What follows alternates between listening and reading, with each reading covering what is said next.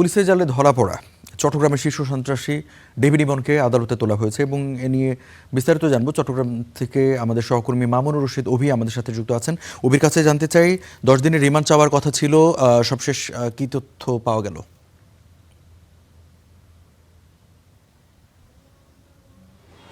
রঞ্জু, বিকাল 4:45 চট্টগ্রাম আদালতে ডেভিড ইমনকে তোলা হয়েছিল এবং সেখানে 4টি মামলায় তাকে গ্রেফতার দেখিয়ে কারাগারে পাঠানোর আদেশ দিয়েছে আদালত। এবং 4টি মামলার মধ্যে 3টি ফটিকছড়ি থানার, একটি সিএমপি বায়েজিদের, এমন তথ্যই কিন্তু অতিরিক্ত পুলিশ সুপার ডিএসপি জোনায়েদ কাউসার তিনি সাংবাদিকদের বলেছেন। এবং অস্ত্র ও হত্যা মামলা রয়েছে এরই মধ্যে, এবং তিনি সহ আরও টোটাল যে 4 জন তাদেরকে আজকে আদালতে তোলা হয়েছে। রোববার রিমান্ড চাওয়ার যে শুনানি সেটি রোববার অনুষ্ঠিত হবে এবং সকালবেলায় তাকে তোলা হবে, এমন তথ্য কিন্তু পুলিশ জানিয়েছে।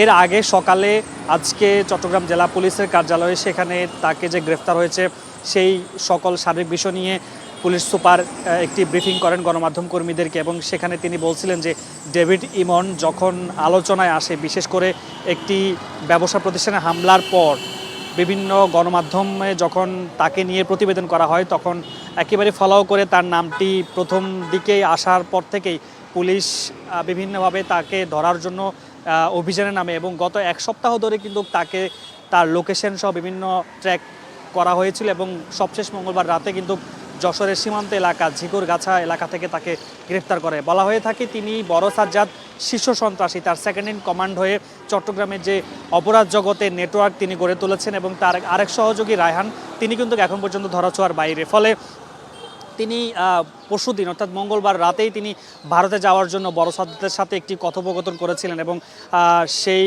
কথার মাধ্যমেই তিনি ভারতে যাওয়ার জন্য যে চেষ্টা সেটি করেছিলেন, কিন্তু সেটি সফল হয়নি। গোয়েন্দার জালে তিনি ধরা পড়েন।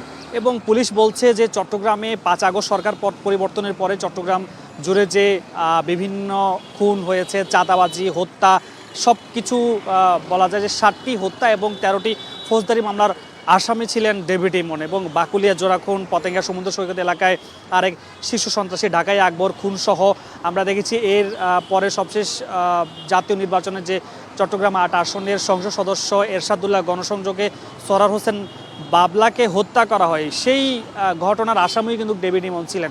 ফলে চট্টগ্রাম জুড়ে তিনি কিন্তু একেবারে ত্রাসের রাজত্ব সৃষ্টি করেছেন। মানুষজন অনেক হুমকি ধামকি দিয়ে কারো থেকে কোটি টাকা এবং মাসিক মাসোয়ারা নেওয়ার জন্য তিনি বিভিন্নভাবে মুঠোফোনে হুমকি দিয়েছিলেন, এবং এইসব কর্মকাণ্ড কিন্তু তিনি দেশে থেকেই করেছেন। বিভিন্ন ইন্টারনেটের নম্বর দিয়ে মানুষকে ফোন করে হুমকি ধামকি দিয়েছেন। সবশেষ এই যে তাকে গ্রেপ্তার করা হয়েছে, পুলিশ বলছে তাকে আইনের আওতায় এনেছে এবং দৃষ্টান্তমূলক যে শাস্তি সেটি আইনি প্রক্রিয়ার মাধ্যমে সেটি নিশ্চিত করা হবে। রঞ্জু। অভি, আপনাকে ধন্যবাদ। চট্টগ্রাম থেকে জানাচ্ছিলেন আমাদের সহকর্মী মামুনুর রশিদ অভি।